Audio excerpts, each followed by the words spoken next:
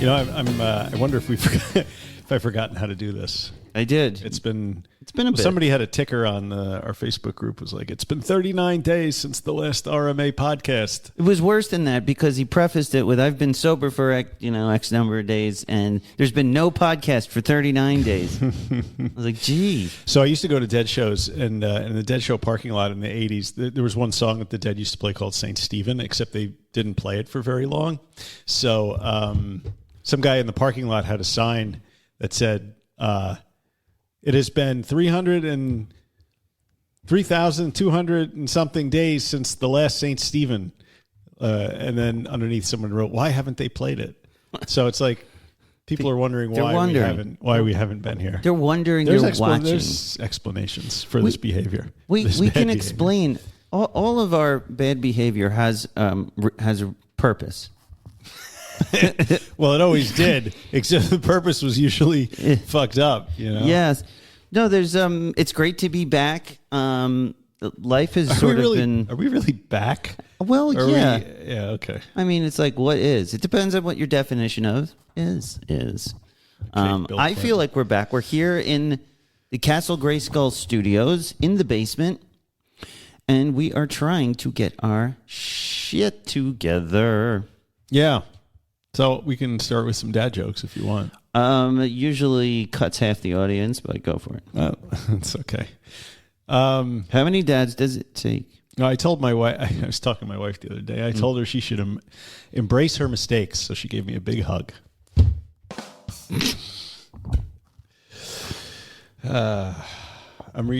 Some of these are... This is gripping radio. Why do melons have weddings? Why? Because they can't elope. So I'm like, you know what would be appropriate if I asked ChatGPT to come up with some dad jokes involving alcohol? And ChatGPT was like, I see. Okay, here are some dad jokes involving alcohol for you. I'm reading a book on anti-gravity. It's impossible to put down, much like my beer. So it just like grafted alcohol onto the end of everything. Here's one. I used to know a joke about amnesia, but I forgot how it goes. Now I can't remember where I put my wine. You could turn any joke into an alcohol-related joke. What do you call a group of men waiting for a haircut? What? A barbecue. A barbecue. A barbecue. Get it? Like a cue? Yeah, right. Just add beer. It doesn't even try. Yeah. So that's basically sorry. Bad joke. I mean, I don't know. Beer. ChatGPT, it's such promise it started with, and now it's just horrible. And we're back. Welcome to Recovery in the Middle Ages, the podcast about two middle-aged suburban dads and their pursuit of life, love, and recovery. I'm Nat X. I'm Mikey. And boy, do we have a show for you today on RMA. Spring has sprung in the Monksterverse. Nat and Mike are trying to find their way, meandering in a circuitous path all the way back to Greyskull Studios. We're here today to discuss a few interesting articles of note. There's been some developments in Portland. That some of you may have heard. There's some updates in the Monksterverse. Some good, some bad, some unbelievable. All this and more today on a very, very special comeback edition of RM. Wait for it. Hey. I wasn't going to do it. And welcome back, everyone. Welcome, Monksters. Welcome, Mike. Hey, how you doing? I'm here, and sometimes that's enough. Okay, showing up is 80% of life, except when you have to talk into a microphone for an hour. Yeah, then you actually have to do something. That was a Woody Allen. Like 80% of success is showing up 50% of the time. Something like something that. Like yeah, that. Yeah, or maybe that's a Yogi Berra with a. But welcome with a back. Twist. Yeah. What has been going on? I feel like you and I haven't even been catching up. Oh, we had dinner. Yeah, we did a couple weeks ago. Where were we for that one? Or we were at some snooty French place in Woodbury. Oh yeah, that was great. Yeah. So that happened in between shows? Yes. Okay. I had the lamb. That was nice. What did you have? Duck. I always get duck at a French place. Duck à l'orange? Yeah, it's one of those. Oh, you ate this. You had snails. I also. had escargot. Escargot, my cargo. Well, when I go to a restaurant, like if I'm at a steakhouse, I want the steak. If I go to a place that specializes in fish, I get the fish. When I'm in a French restaurant, I want the traditional dishes. I want snails. I want duck bathed in orange juice. Right? It drives me nuts. We go to a fish place or something, and then my wife or my kids will go, I'll have the chicken. I'm like, guys, I can make you chicken at home, okay? Right. You don't order the chicken at Yes, you don't. But people do. They do. Yeah. What's been going on? Well, I mean, Yes. this has been kind of a crazy... It's been a while. I mean, the wheels just fell off my cart, about a month ago. Like, was it before you put it before the horse or after? Yeah. I mean, I don't know who's driving the cart. For a while, it wasn't me. And you ever know, like sometimes when the universe just hands you a plate full of dog shit and a fork, you're just like, all right, I may as well start eating. Jesus, take the wheel, right? Yeah, right, exactly. I don't know. So it started off with I got like a respiratory infection, and this is not going to. I promise this isn't just going to be an old man complaining about. And then what happened? And then Erin got COVID, Ah. and I think I gave it to her but even though like the time I was testing, like I was negative, but she was definitely positive, and then. In the middle of her having COVID, I got a really bad tooth infection, and that knocked me out for a week. And then we went to Sedona for a week, which was actually a reprieve from all of the sickness and everything. I saw the pictures on Facebook. It must have been perfect. It was great. I mean, Sedona's a wonderful place. You go to vortexes, you commune with your inner spirit. You spend too much money on hotel rooms and food. And then I came back. I got another tooth infection, different tooth. So I was out of commission for another week. And now I'm in the middle of having this deep below the gum line dental cleanings being done. I had one last week that knocked me out for a couple of days. I'm having one today. Your teeth look great, by the way. Oh, thank you. I was going to say, it nearly blinded me with the I've been, gleam. I've been chewing with them too. Really? It's amazing. They're functional as well as beautiful. The applesauce goes right down. It's right down. Right through the straw. Right Got it. down. Okay. But it's basically been a month of just illness and weirdness around. Yeah. So what about you? February was one of the hardest months for me in a very long time for like on every level. Sometimes business is good and home is bad or, not bad, but I know what you mean. You're feeling bad about stuff going on there. And sometimes business is good and, and it goes back and forth. Sometimes home is great and business is tough. Last month, February, pretty much everything was really, really difficult. All at once. All at once.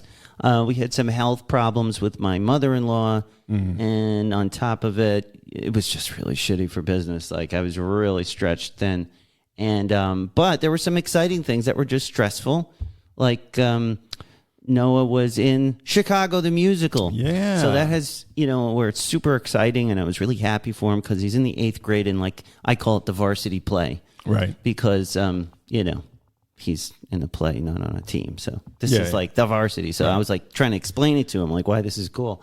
Like, I know you're just in the ensemble, quote unquote, just. I was like, but this is, you get to be on the varsity team. You get to see these kids.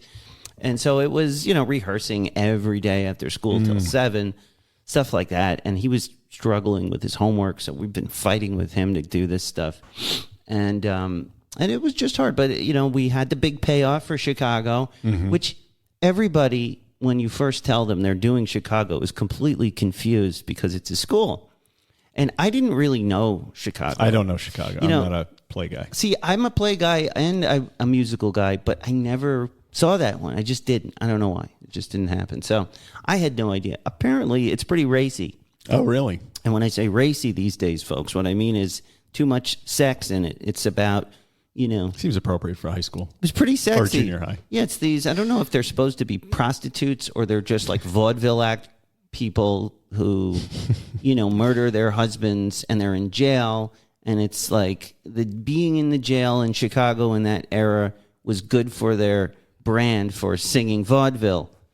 So this whole show revolves around these girls, these women who are in jail trying to get out in order to pursue their vaudeville career. So these are 8th graders who are playing hookers, basically? Well, the 8th graders are not playing the hookers. Oh, it's that's the high school girls. upperclassmen. Okay, all right. So Okay, got it. the upperclassmen are covering that part. But, they water it down enough so you're not that horrified. Yeah, it's like the ShopRite can commercials, right?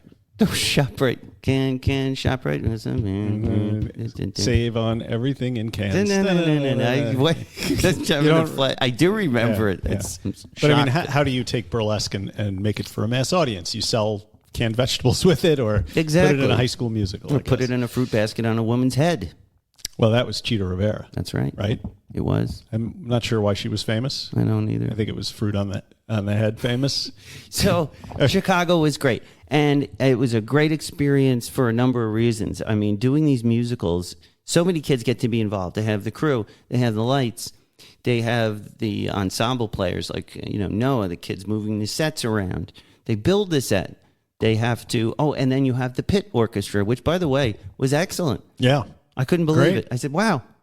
And it was funny because I knew a kid from church who I knew was also a trumpet player. I gave him his first trumpet lessons a long time ago. And I said, hey, Nick, I said, "Do you hear the pit band's awesome, man? Why aren't you in it?" And he looked at me and he goes, "That guy's a slave driver." I said, "Yeah, but it's the pit orchestra. He's supposed to be." He goes, he's withholding students. You know how students come up with these stories? Yeah. He's like, no, he's withholding students' recommendation letters for college unless they do it. I'm like, ooh, it's a conspiracy in the It's hard to motivate. department. It's hard to motivate kids these days. I was like, well, needless to say, they were very good. And Noah had a few lines, and he even did choreography, which is amazing. That's great. The kid had a sparkled vest on. I'm like, you got some confidence. Did you kid. film some of this? Oh, yeah. Yeah, good. I have plenty. I'm making animated GIFs about it right now. I would have went, but it's like somebody else's children. I wouldn't have gone. I wouldn't. I But wouldn't either. you had my full support. I understand. From a distance. I hear and I obey. I get it. But it was a lot of fun. My mom fell down hiking in Sagamore Hill. Yeah. She okay? She seems to be. I mean, my mother's 80, and both of my parents, for those of you who don't know, are exercise people. They've been exercising too much for 40 or 50 years once the health kick of the 80s came out. No joke. They still do it. Kick of the 80s. Yeah. What is that? What did that translate to on Long Island? Like Benson and Hedges 100s and extra cocaine? No, they were completely squares. They didn't do drugs. Okay. Yeah, Oh, right. they were on the square, like sort of Rick Moranis in Ghostbusters Health Kick. Okay. Like when I see that movie, I go, that was All my right. parents in the 80s. Yeah. There's this new thing called jogging. So that was fun. And health food, margarine was big in my house, which we later found out was actually horrifying. killing people. Yeah, we had whole wheat bread and margarine growing up. Calcium orange juice. It was disgusting. What a fun childhood. Wheat germ. My mother would make chocolate chip cookies, but sprinkle wheat germ on it to try and trick me into eating it. And that was supposed to do what exactly? I don't know. The healthiest thing on earth is wheat germ. They deified the. Like, Mom, I've been eating these cookies and I haven't left the bathroom in like an hour and a half. Nathaniel isn't growing. Give him more wheat germ.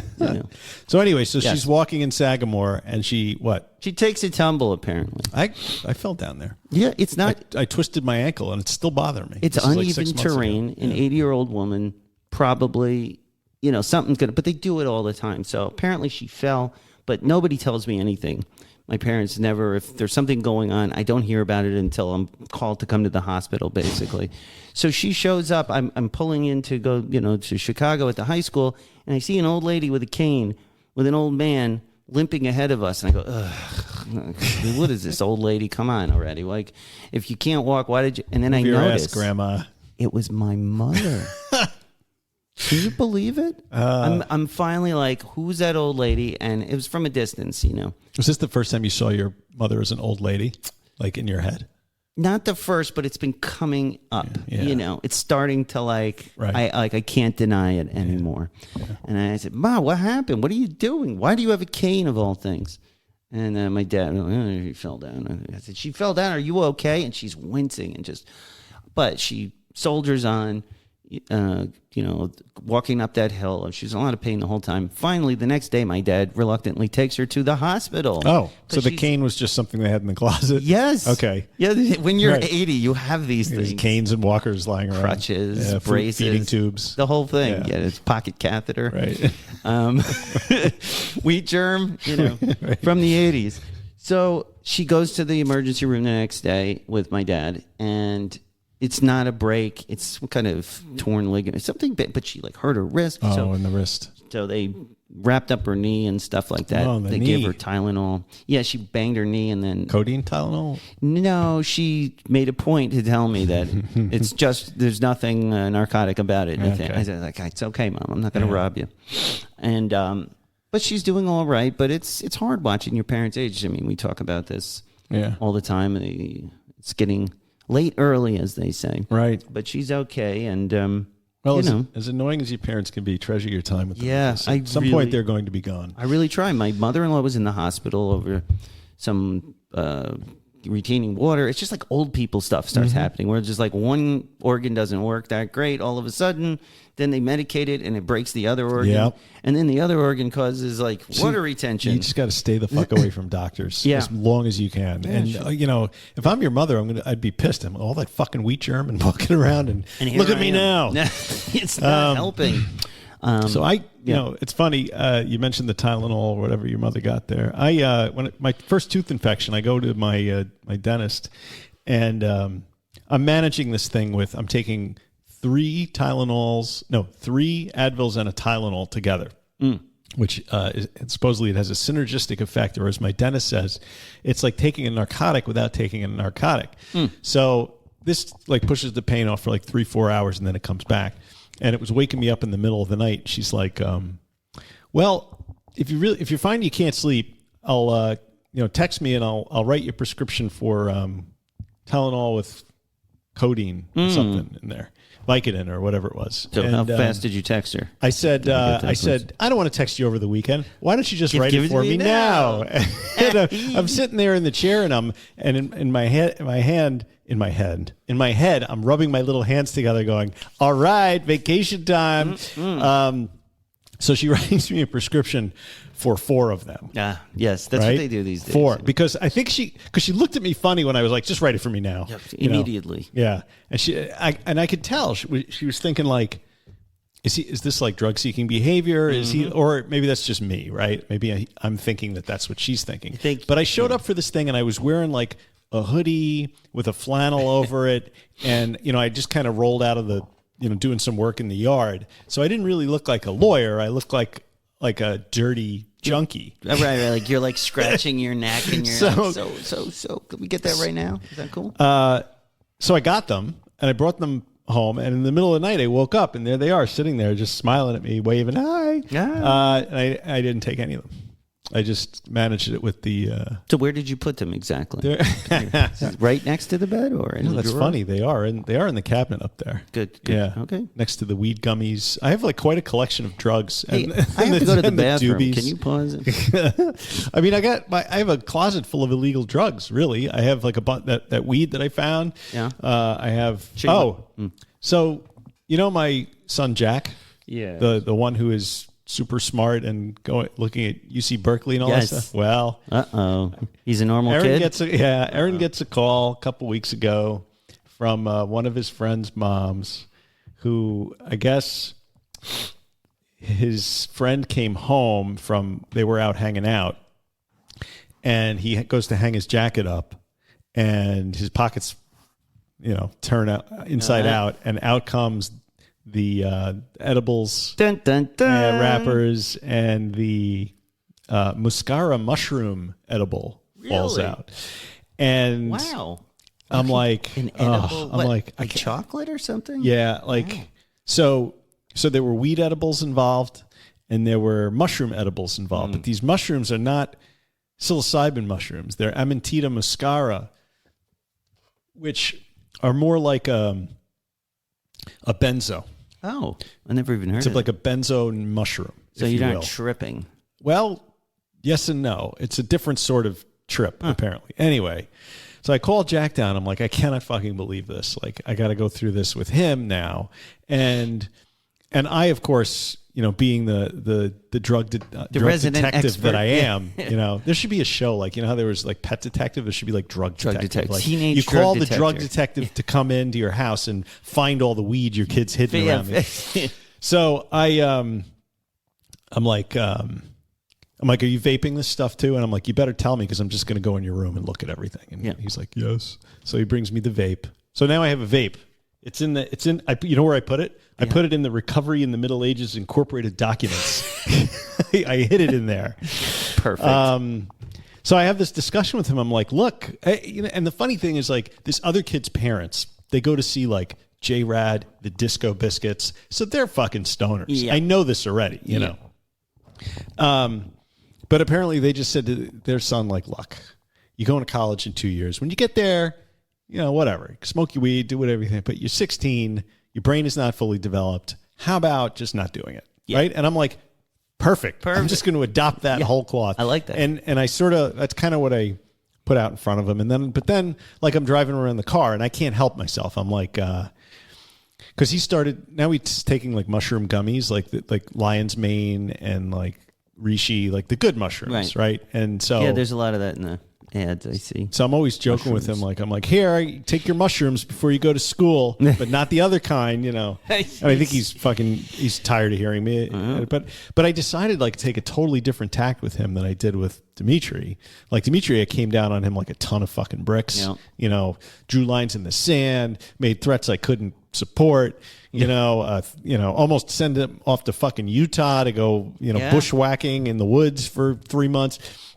And it was completely ineffective and counterproductive to what I was trying to achieve. Yeah. So with Jack, I was like, I'm going to do this different. I'm going to be like, hey, man, you can talk to me. Hey, man. I get it. Rap with me, brother. I said, like, I smoked weed when I was at Chaminade too, but it wasn't until my senior year when I already had my college stuff all lined up, and this is a little early, and so they're like big broing them because it's really hard with weed being so it's accepted, prominent in the culture right now. Hey, there's nothing wrong. It's with having it. a moment, and in New York, it's really having a moment. Oh yeah, I heard in the city, it's like in the city, forget it. But even out here, like I went to my father-in-law the other day. Okay, and he's he had cancer and he's still still has health issues. He's having trouble sleeping. So he goes to the dispensary in Farmingdale, which is one of only a couple on the island. And he says to my mother-in-law, show him the bag.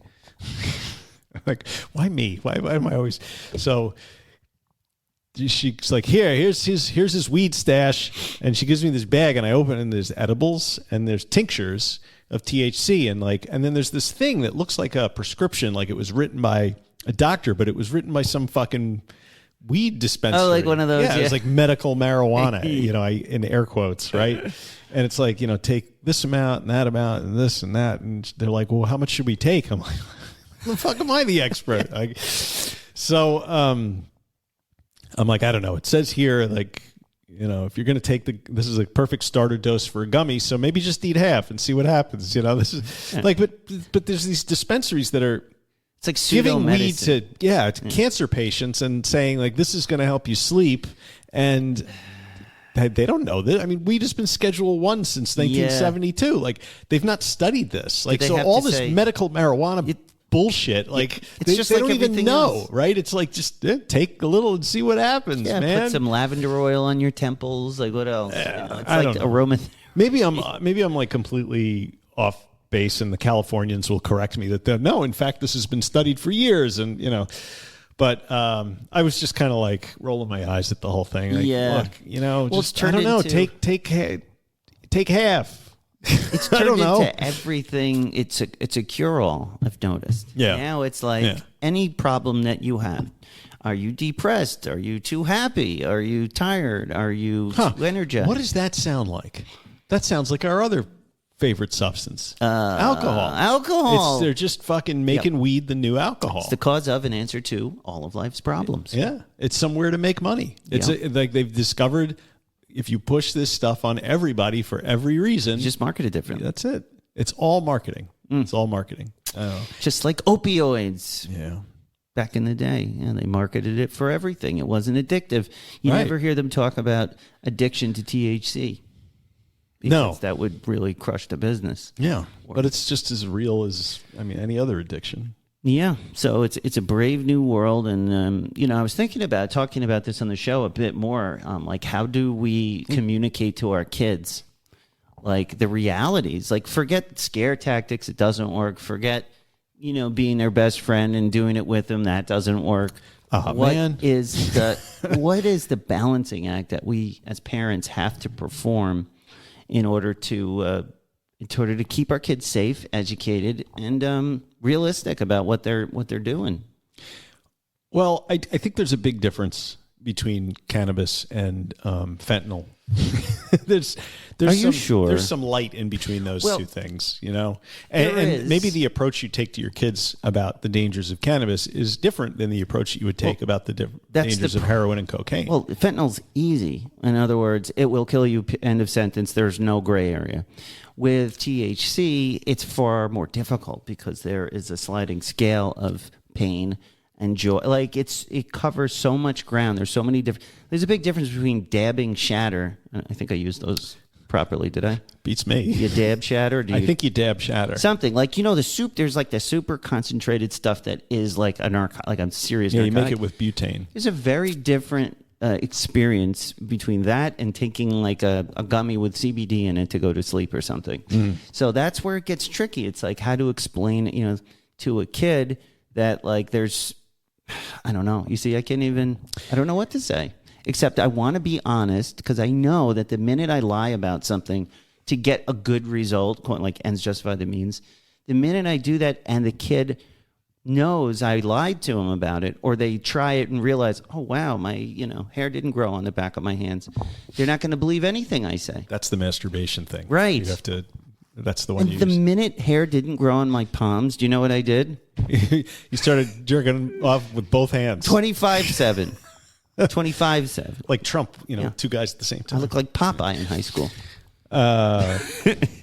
But just to revisit your idea for fentanyl, like if I told you when you were in high school, like this drug could kill you if you take it once, would that have made any fucking difference to you at all? What, you mean fentanyl? Yeah. Yeah, okay. The short answer is yes, only because there's so much information out there about fentanyl and how dangerous it is. It's like you can't even. But do the people who are disseminating that information have any credibility in the minds of teenagers? Because they're the man, dude. Yeah, I don't know. The man. I feel like fentanyl is so ubiquitous in the news of kids dying. Like there's so much out there that isn't just like a parent telling them. Mm-hmm. Like when it comes to fentanyl, it's like all over the news. It's a news reporter. It's like your parents. It's the teachers. So maybe it's a little more. I'd like to think that that's one that they'll heed. The thing I don't think that is going to work is they do this ad campaign about the varsity athlete kid who, it's this old trope, not old, but this is this thing now where he doesn't do drugs. He's a straight A student. He's on the whatever. He's an athlete. Goes to a party one time, takes a counterfeit Xanax. It's fentanyl, kills him. Right. Like that's the thing I'm trying to get across, if anything, to like Noah, is like, look, maybe you think you trust your friend where they got that pill. Maybe they even tell you it's from their mother's medicine cabinet. You can't trust any of it.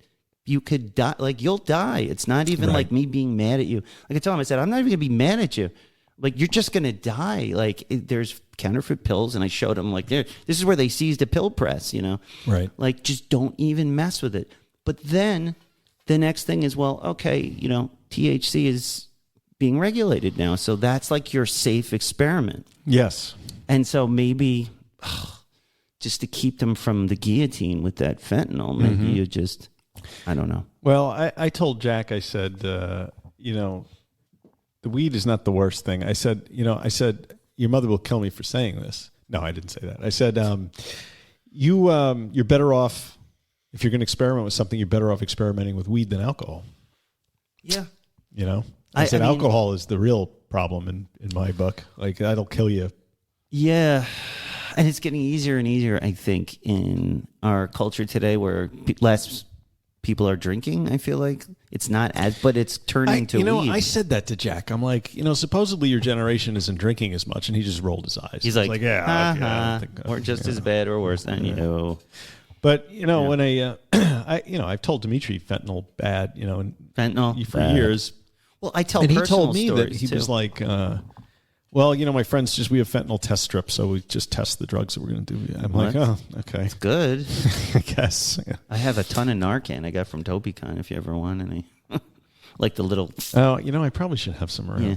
But I mean, Dimitri doesn't do drugs anymore. Good. I mean, I think he probably does bong rips at college like everybody else, but I don't think he's into the hard stuff. Yeah. I think he's moved on. He's in a frat, so he's doing a lot of drinking in college. And, Yeah. Yeah. I guess in the end, we don't have as much control as we would like to believe.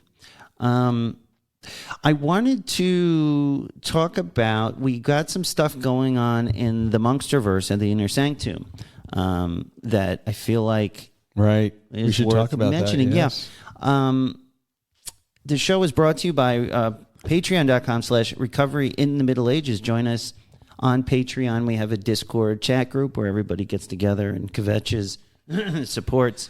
And so there's lots of stuff happening on there. Melissa the Den Mother provides for us, thankfully. She provides for us. An RMA Monkster-worthy Shiznit doc, which gives us... She stays on top of all of the exciting news that's happening in the Inner Sanctum. Right. And, I understand there's actually been some... why don't you catch me up? Because I've been completely... Why don't you get on there every once in a while? I am. You know what? There's some... people are struggling. Like there's people are going through some rough patches, and I don't have anybody's permission to talk about it. So I'm just going to kind of issue a blanket. Palms together. I hope everybody is feeling better. Yeah, and their issues are working out. And if you do want to talk about it, send me a DM through Discord, and we can hash stuff out. But otherwise, I don't want to break your confidence. But anyway, that does not, of course, apply to versaries. So we have 1, 2, 3. We've got a few here. If you have a soberversary, send it to MikeR@middleagesrecovery.com. Yes. Soberversaries in the Monksterverse. We have Queen Liz of Monkster Haven with 3 years. No shit. I feel like we were just at 2 years for her. Well, now it's 3. A couple months ago. That's how long it's been. God, time goes. It says so. I'm just listen. Melissa, the Den Mom. Well, gave congratulations. This to me, so if it's wrong, you can Liz, yell at her. Congratulations. Congratulations, Liz. That is fucking fantastic. Yeah, it really is. You're an inspiration to us all. Sarah A has 3 years. Oh, that's great. It's like a magic number. I remember when I hit 3 years, something changed in me. I don't know what it was. You got a marble back. Yeah, not all of them. Some of them. Just one. Tom T with 5 years. Tom T with 5 years. And Tom T is actually, from what I see here, the unofficial mayor of Cafe RE. Oh, shit. That's right. I know him. You know of him? I know of him. I don't know him. Well, congratulations, Tom. 5 years that's when you get your marbles back. That's right. Allegedly. Tom has his marbles back. And then a shout out to David E. and Rhina to just keep going. We're pulling for yes. Keep going. Rhina emerged recently. Again, I didn't ask him about whether we could talk about like the groundhog. Yeah, he's coming back. He's trying hard. He's going through it. 6 more weeks of sobriety. Listen, man, keep with it. We love you. We miss you guys. Yes. And just keep soldiering on. That wasn't a dig, by the way. I was trying. I don't mean that you were only going to have 6 weeks of sobriety. No. That was not my intent. I was doing a groundhog riff. I apologize. So, congratulations, everybody. Keep recovering. Keep listening to the show. We'll try and keep doing it. Yeah, apparently RMA is also still, for some reason that I cannot fathom, sponsored by SoberLink. Yes.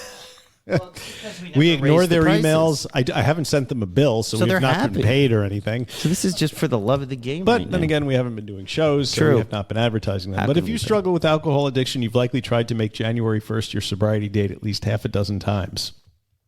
We need new copy. If it stuck, great. If it didn't, you're not alone. The reason most people struggle with keeping their New Year's resolutions is because they lack accountability. You lack discipline. After all, who would really know if you cheated? Right. God. Yeah. Just God. Just fucking God. Mm-hmm. Not God. He's guys. watching. He? Mm. This is International Women's Month. He identifies as a male. What are God's pronouns? Oh. He, she, it, all. It's kind of a they thing. I think it's a they. Yeah. I mean, it makes sense that God would be a woman, to be honest. You think? Because men are just too dumb to create the universe. I think he's post-gender. It's post-gender. Yeah. Anyway, if you were using a SoberLink device to maintain sobriety, your support network would know that you cheated, unless you found a way around breathing into your SoberLink device, which probably you would. Well, for every SoberLink, there is another company creating a device that can breathe into your SoberLink and has the test for you. That's right. SoberLink is the only high-tech breathalyzer system that will truly hold you accountable when cravings get a little too loud. Drink me. Drink now. Here's why it gets our stamp of approval. You'll test at the same time every day, eliminating testing anxiety. Mm-hmm. It's just that must be directed squarely at like millennials and younger. Yeah. Testing anxiety. Devices have built-in facial recognition, so it knows that it's you testing. Yeah, fucking God bless America. Tamper sensors flag any attempts at trying to beat the system, and family and friends receive instant test results, helping to rebuild trust and prevent relapse. Invest in yourself this year. Will do. Visit www.soberlink.com/middle-ages to sign up and receive $50 off your device. And Michael, middle-your ages. You know, I was thinking of middle-hyphening somebody else's ages because I got two kids now who are now in a race to see who's going to get their driver's license first because we got a spare car now sitting out there. My father-in-law decided that he has finished driving for his life. He's retired from driving. He's retired from driving. So the car that I gave to him like 5 years ago, he has given back. And from whence it came. I turn it on and the fucking dashboard looks like a Christmas tree. All the lights are on. The like fucking tires are fucked up. I'm like, okay, got a little work to do. But I'm thinking, and Dimitri's like, I'm going to take the car to college. I'm like, fuck you are. You're not taking that car to college. I'm like, all I hear is your drunken escapades, you know? He's like, oh, everybody else has a car up there. And I'm like, okay, maybe what I'll do is I'll give you a SoberLink device. You take it up there, and you go all out with an Intoxilock, like the one I had to get. Like to be honest, that's what I would rather do. Yeah, it works. And maybe I'll give Jack the SoberLink device because but Jack is like an engineer. He could figure out a way around that. He can undo the. I mean, with all due respect to your tamper sensors and built-in facial recognition, he could figure it out. I think maybe he could figure it out. But I don't know. Like, what do you think that says about trust? If you put an interlock device on your car that you give your kid when they go off to college, does that say, is that good parenting or is that a complete lack of trust? Well, there was a parallel with our government, and I think Iran at some point where we said trust but verify. Trust but verify. Yeah. So I think trust but verify is a nice, way to not opt out, but to cop out. I think that's the cop out. But what if But he's going to be the only one with like an interlock device on his car. Yeah, I probably wouldn't do it. I mean, yeah, but I know he's going to drive drunk. Like, there's no doubt in my mind. So I guess we all did it. So I guess the easiest thing, right? Which I don't like to dwell on, but it is a reality. So I think the safest thing for me to do is to not let him take the car. Yes. But he's already admitted, and he doesn't have his license yet, to driving his friends' cars up there. And he doesn't tell them he doesn't have a license because that would be embarrassing. Right. Understood. God help me. Yeah. Where did I go wrong? What did I do wrong? You're just living the normal life of a dad of teenagers. This is it. That's fucked up. Yeah. This is it. SoberLink. Yeah. Get yours today. So one other bit of news that we should probably discuss. Those of you who were with us from the start probably remember the saga of John the Can Man.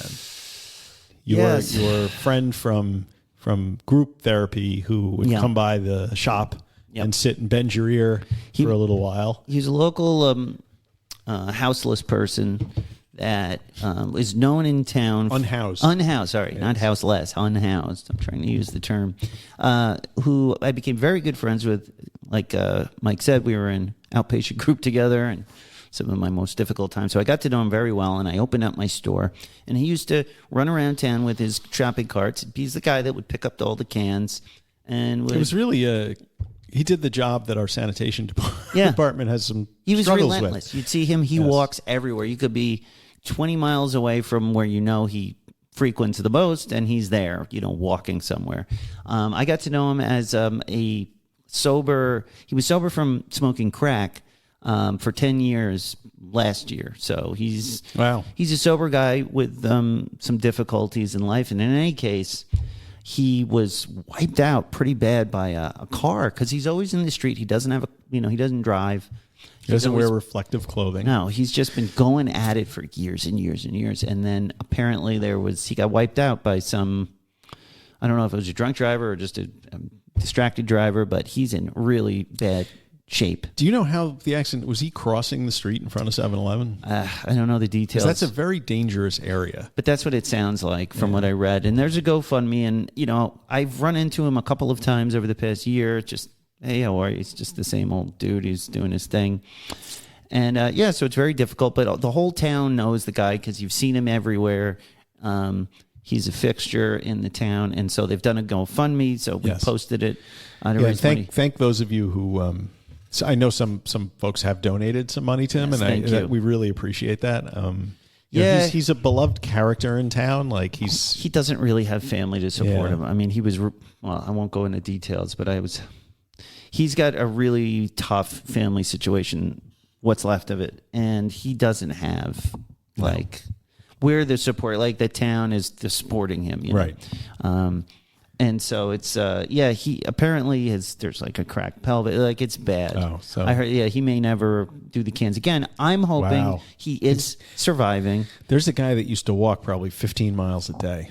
Yeah, easily. I saw him occasionally. If he had to go to Hicksville, he'd just be walking up 106 all the way to and that's a good 5-6 miles one way everywhere. Yeah.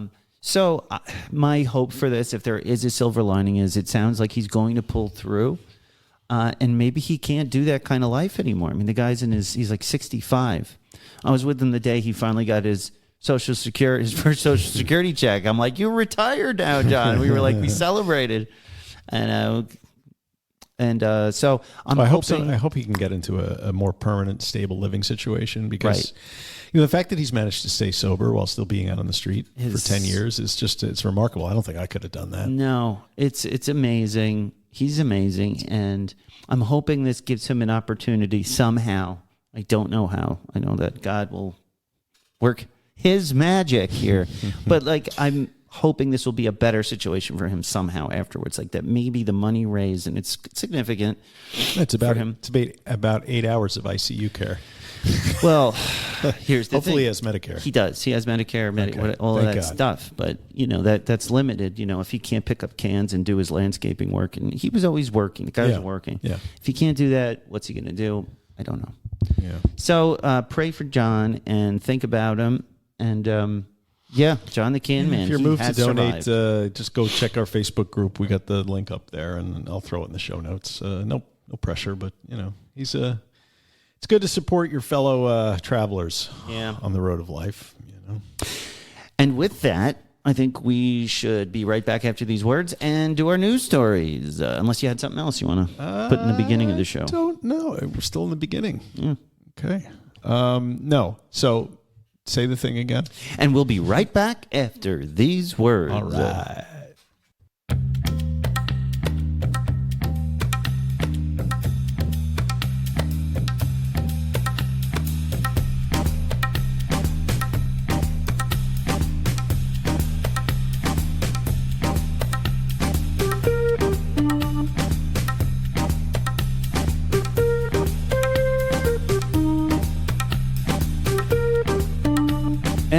We're back. Yep.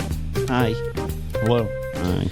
So during that break, we did nothing except sit here and stare at each other for about a minute and a half. It was, and then we turned the mic back on. It was long overdue, though. Nobody went to the bathroom. No, I just... Are you taking saw palmetto for your prostate? No, does it work? People tell me it works. Huh. I'm going to have to try that. I don't know if it's a... Yeah.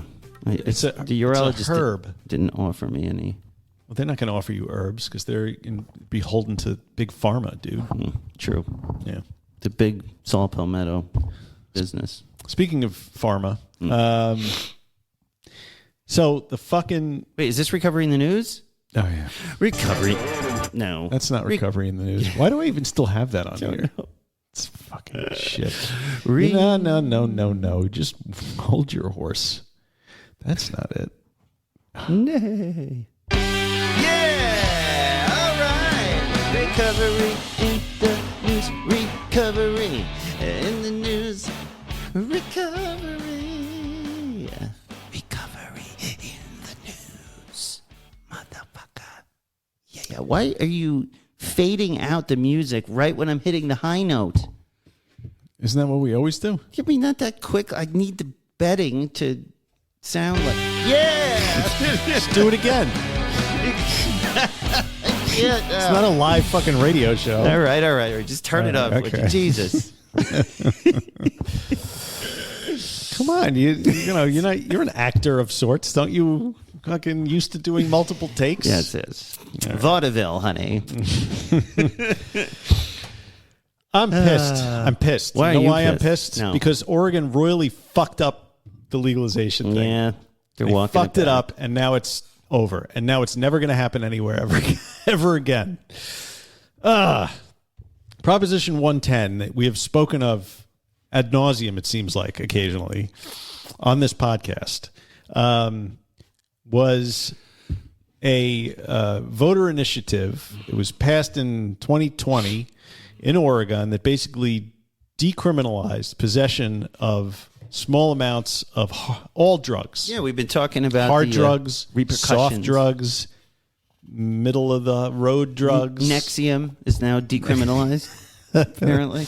You drink all that they give it to you old with the taco. 800, you need the Nexiums. That's right.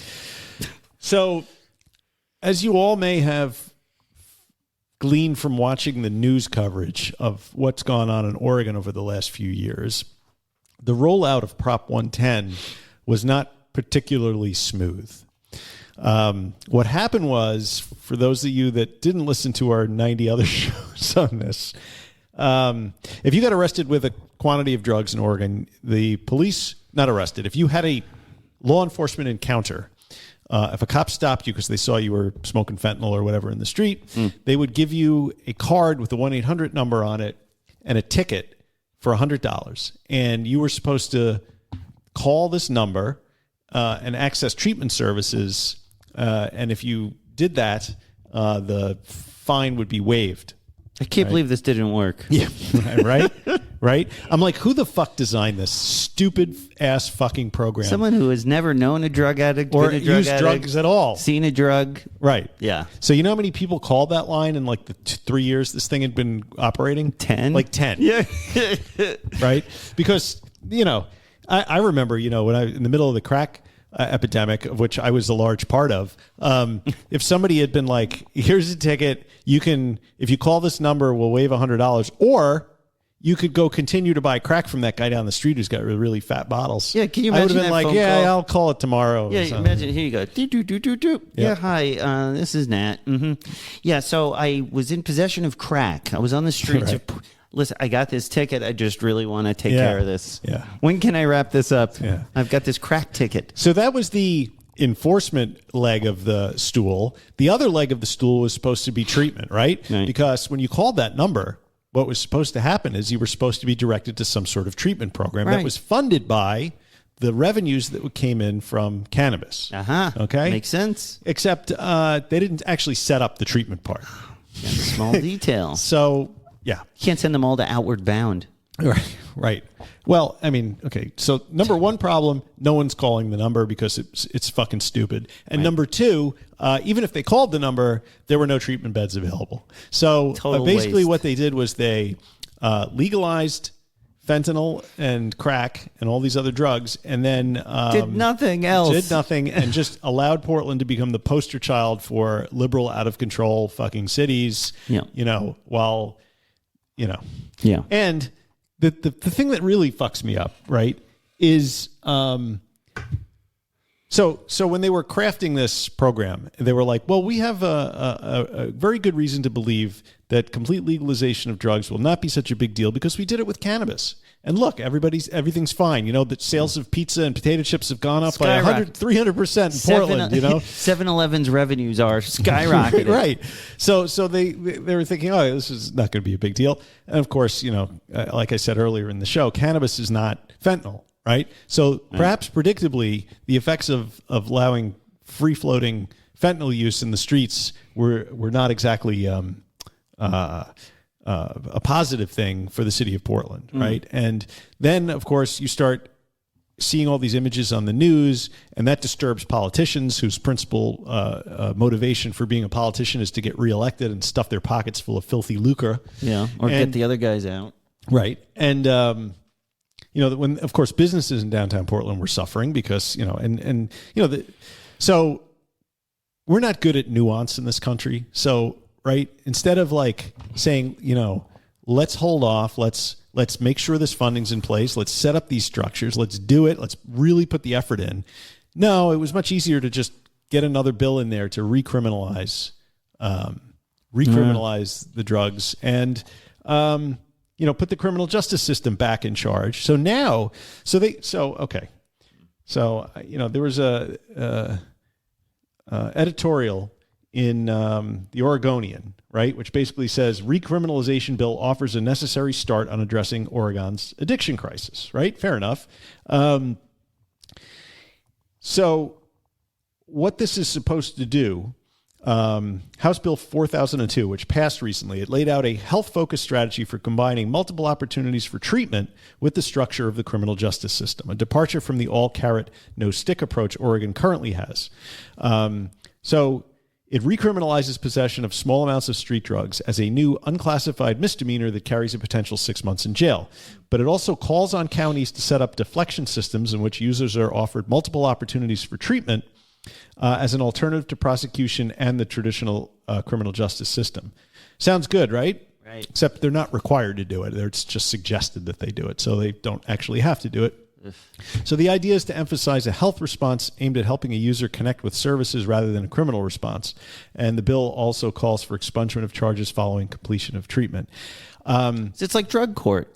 That's what I thought of. But guess what? All this treatment that these people are supposed to have the option to go to, guess what hasn't been set up yet? Treatment. Right. So there's no fucking treatment. There's still no fucking treatment. So all that is going to happen is these people are going to get arrested, and now they're just going to sit in jail, be terrorized in jail, and it's going to be just like it was before. So the drug war is back, ladies and gentlemen, thanks to the inept fucking execution of the progressives of fucking Portland. You know, we talked about this quite a bit when it went down, and that was kind of what we were saying to begin with. They're like, this all sounds great, but where are all these treatment centers? Like, are they really going to have an infrastructure set up where to funnel the people who have need for this treatment and are being compelled to do it?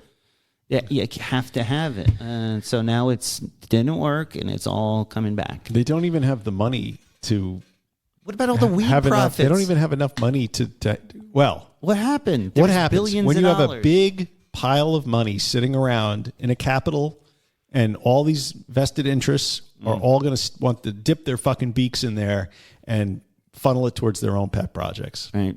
You know, never mind the fact that there's no. You know, they gave $100 million in new money to the criminal justice system.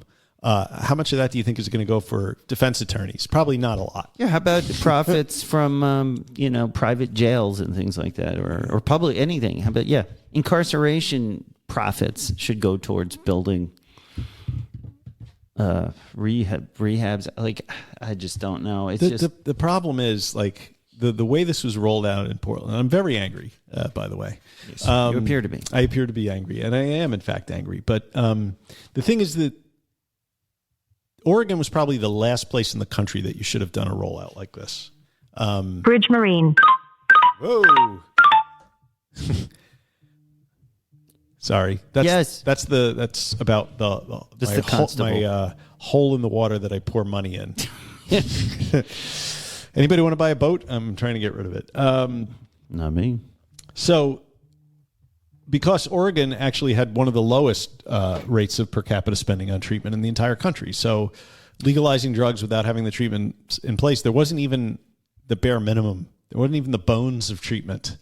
Well, how is this different from what we do in New York with drug court? Because we kind of have developed something that sounds like what they're trying to go to here, where the drug courts, it's the same thing. Instead of jail, you get to do drug court, where you get this overbearing drug judge.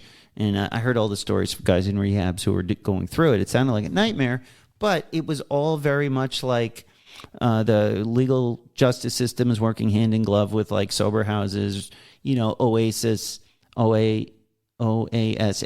which is the Office of Addiction, whatever, in the state. And they had a OASIS certified like treatment centers and things, and they were all working together to get people through. And it was the same thing, like what they're saying.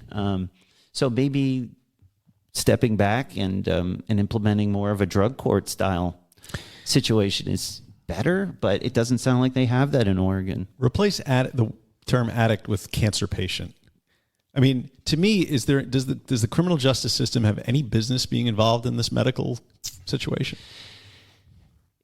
If the thing that created cancer was like a social problem that involved illegal drugs, then well, that's maybe just replacing the thing with the thing. Yeah, like right. I see. You can only take that analogy so right. far. Like it's hard. Like I get it. Like it's a sickness. We should treat it medically. But you're also dealing with like illegal behavior that didn't necessarily have to start to begin with, and it was a choice at one point type of thing. So there's more gray area. And here's the thing that irritates me though about the current, the bill that just passed in Oregon, recriminalizing. Like what it recriminalizes is use out on the street, right? So if you're using it at home or you're using it, in your someplace that nobody can see you, that's okay. That's perfectly fine. You can die in your own house. Just don't die in the street because it makes the city look bad. Right. You know what I mean? And to me, that's like, is that, well, it's a public safety thing. You could spin it, right? So the only people who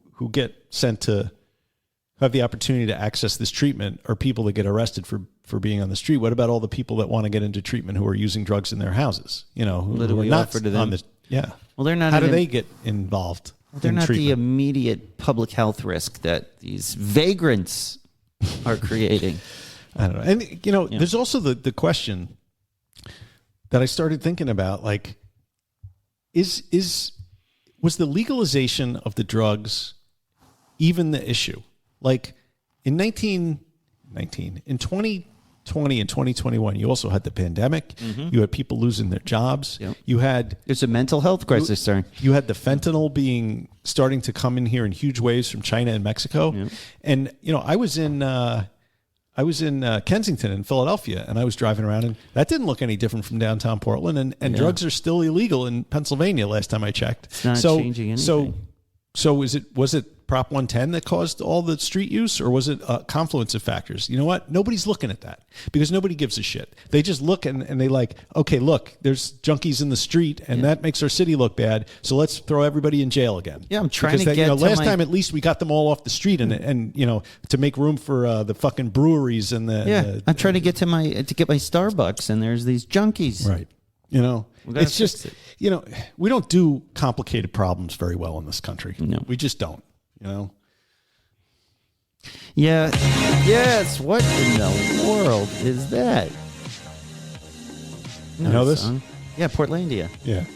Like I know this because I'm looking at the visuals from Portlandia from the show, which came out, about a decade now. Yeah, it's a great. And it's show, like it's like a beautiful city full of hipsters and stuff, and it's like what Brooklyn wants to be. Yeah. I loved Portland. The dream of the 90s Fred is alive Armisen. in Portland. Yes. Yes, that's a great skit. It's another one of these ongoing, at least, I don't know, I'm trying to look for a bright side here. At least we're recognizing a problem and attempting to do something, but it's just something that isn't working and making things worse. I mean, you could get political about it and say that's basically the whole problem with liberalism in a nutshell is you're not addressing the ultimate problem. You're treating symptoms, working around the edges. Anything, I mean, that's America. I mean, unless you're going to have a universal healthcare system, what's going to change? Or if you want to start executing drug dealers like Duterte and when is it? Venezuela. Just wait till November. We'll see what happens then. Yes, this is a non-political show. It's not, but yes. Of course, the unfortunate result of the Oregon experiment going badly is that up and down the West Coast and through the rest of the country, people are sort of doubling down now on punitive measures rather than looking at less punitive measures. So, for example, in San Francisco last week, the voters there was a ballot measure sponsored by the mayor to mandate drug screening for welfare recipients. That passed on Tuesday, sending a clear message that voters want to see a more aggressive response to the city's drug crisis. The last time I heard somebody propose a drug screening for welfare recipients, I think it was Newt Gingrich, and I think it was sometime in the 90s, but it was the Republican Congress. Wow! So Proposition F, which passed, requires adults who receive cash assistance from San Francisco to undergo a drug screening and enroll in a free treatment program if they're determined to be drug users. I guess if you test positive, you're determined to be a drug user. You must then actively participate in treatment, but will not be mandated to test negative for drugs. So what do you think about that? Oh, but if you fail to participate in the treatment, they will strip away your city cash assistance. No, but you remain eligible for food stamps and medical benefits. I don't think that's a wise decision. I think it unfairly targets people in need who may be more susceptible to these kinds of things. Yeah. The problem is this is like part of a larger shift by the mayor of San Francisco and other cities away from harm reduction towards more forced treatment and law enforcement crackdowns. The pendulum is swinging. It went all the way to the left, and it didn't work. And now it's going to swing all the way to the right. I mean, that's what we do in this country, right? We go from one thing to the other. Will it ever come back to the middle and be reasonable? What's unfortunate about it, really, is that this mayor, the San Francisco mayor, Breed, in 2017, she actually helped create the city's supervised drug use. She was a strong supporter of safe consumption sites. But last week at a rally before this proposal was put to the voters, she changed her tune. She said that harm reduction was not reducing the harm, but making things far worse. But her own health department staunchly stands behind harm reduction, which puts her at odds with her own health officials. So, I don't know. Yeah, it sounds like that's exactly what's happening. And the longer you live, the more you see this happen in society. And then those who study history, you can go all the way back, and these cycles repeat themselves globally, locally. It's just these cycles, and society seems to go left and they go right. And then there's never this, sometimes I feel like, and maybe you'd be hard-pressed to think of an example of when we did come together reasonably and create something that was, reasonable in a policy, a public policy, or the way that a society is behaving. But what's exceptionally annoying to me is that it's, this is not a left-right issue. It shouldn't be. I mean, look at all the rednecks in Appalachia who are addicted to oxys. It's getting worse too. Xylazine is popping up now in Appalachia, and those types of addiction. It follows poverty too a lot. But it's not exclusive to there. They always say this. I don't know what a drug addict looks like, because anyone can suffer from these things. I mean, I think it's just the fact that the political system is completely paralyzed because no one will allow anybody else to get anything done. But I'm talking about California, where there's typically a unity of. This is San Francisco. Yeah. It's not like it's not Oklahoma, but So how much do you think it would cost to conduct these enhanced screenings? Because there's a cost to that too. $1 billion. $1.5 million Is that all? Annually, right? But they didn't set aside any additional funding in the city budget for the screening. You know how they're going to pay for it? They're going to pay for it using the money saved by cutting off welfare recipients who fail to follow the rules. Oh. San Francisco, ladies and gentlemen. Wow. And they're the ones complaining about people on the streets mostly. I mean, there's a lot of this outdoor, the tent cities and all of that. How is this making it better? How is it helping people? Yeah. It just sounds punitive. And then, of course, the addicts that they talk to, like this guy, Michael Hofer, 36, who is addicted to fentanyl and receives cash assistance from the city, said the measure was unlikely to lead him to seek treatment. I'm going to find other ways to get by, he said. I've been without it before, and it doesn't go very far anyway, he said about the funds he could soon be in jeopardy of losing. So another punitive solution that probably won't work. Yeah. I mean, is this just a case of... if you guys let them think that I'm out. way off base with this and that we should be incarcerating people, yeah, just let me know. I mean, I've been accused of being a raging leftist before, but I don't know. I just don't think jail is the answer. If it worked, if we looked at some empirical evidence over the years where there was hey, if you incarcerate people, it stops, the progression to the next level of addiction. It saves people's lives. It helps protect society. Okay, great. But it doesn't appear to do that.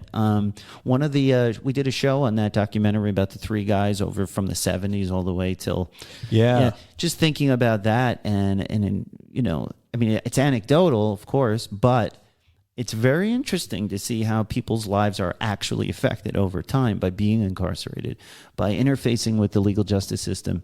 I mean, I just know in my brief period of time having to deal with the criminal justice system, with addiction, it's not good. And if it was that dehumanizing for me, I can't even imagine what it's like on for other people with less at their disposal.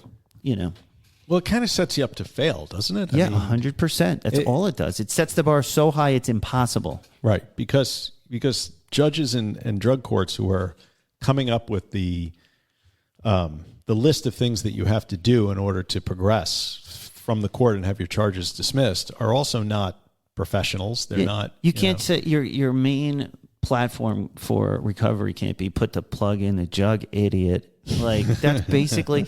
And I'll never forget when I had my run-in with the law with the DWI, which was not quote unquote drug related when it comes to the law. It was alcohol related, which is different on the legal end.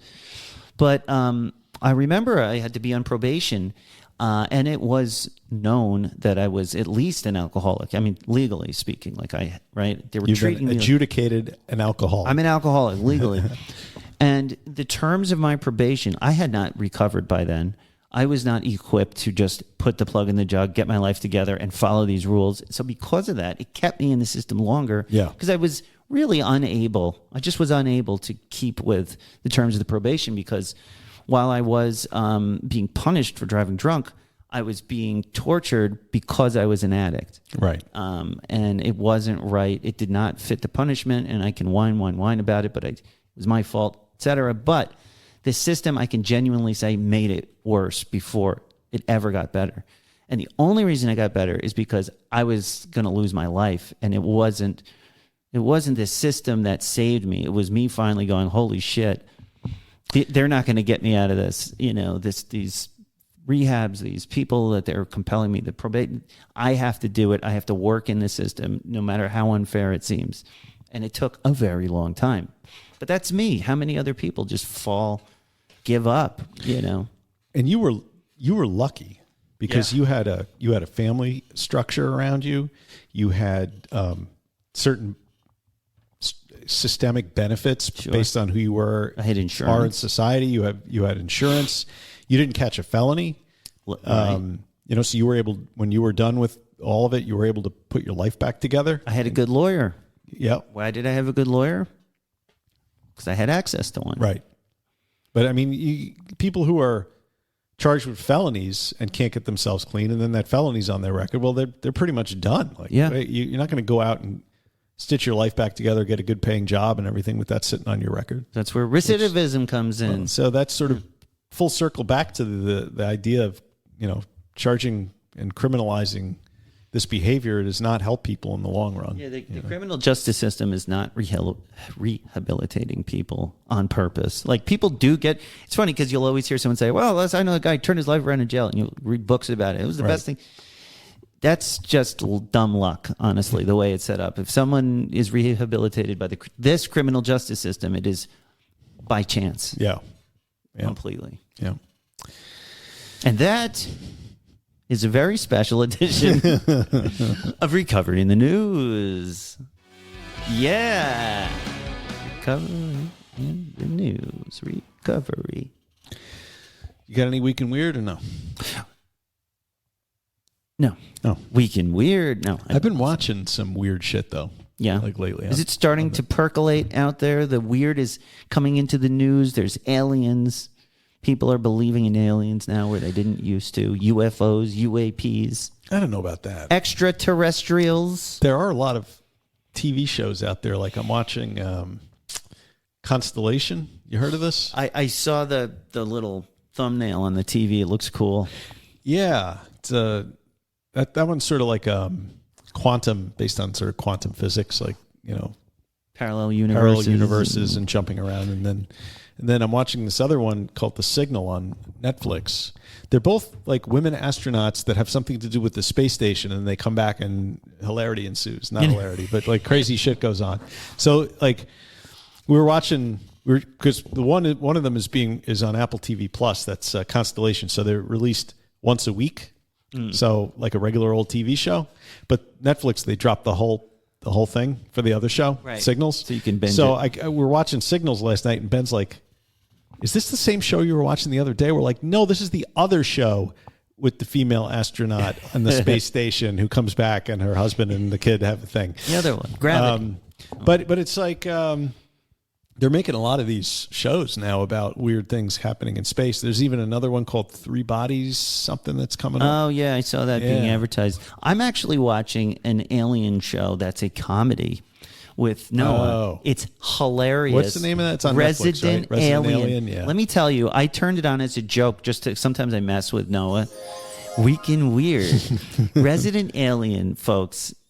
I say bite the bullet, just sit through that first episode. It's going to be a little weird, but it's really well done. It's very funny. What is the conceit? What's the plot? I don't know how to describe this. An alien crash lands in a small town in Colorado, right? Alien is like, shit. He goes to there's a cabin on a lake in this remote town, and he's an alien, and he's never seen humans before or something. In any case, the guy gets scared and then tries to kill him. Alien kills guy. Alien uses molecular reconstructive technology to take the guy's DNA and become the guy. Over the next several months, and it's in this remote area, so he's able to hide the body. And it goes in the lake, actually. That's what happened. It goes in the lake. So over the next several months, almost 6 months go by, and this alien in a human's body learns how to speak English by watching Law and Order and like worshiping Jerry Orbach and that whole thing, right? And so you watch him like learn all about human culture from like Law and Order. Oh, I gotta check this out, dude. It's so fucking good.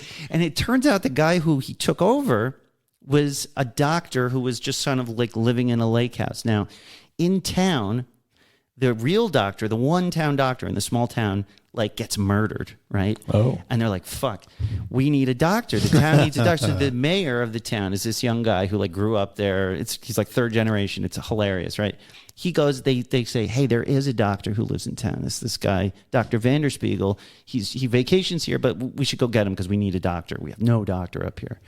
So they go and they find this alien who's only recently begun to like be able to walk, talk, and speak English, right? And he's like weird. He's super fucking weird. It's great. The guy is an amazing actor. And they're like, and it's just hilarious. So they bring him into town and he has to pretend to be a doctor, right? And he like hates humans and stuff. And he's got this like dry sense of humor. And there's one boy in town who has a genetic like mutation where he can see past the alien's molecular reconstruction. So there's one, and it's the mayor's son. And so they form this hilarious like relationship. Right. But there's more to it. There's like love interests and there's, government intrigue. I mean, this show goes in so many directions you don't expect.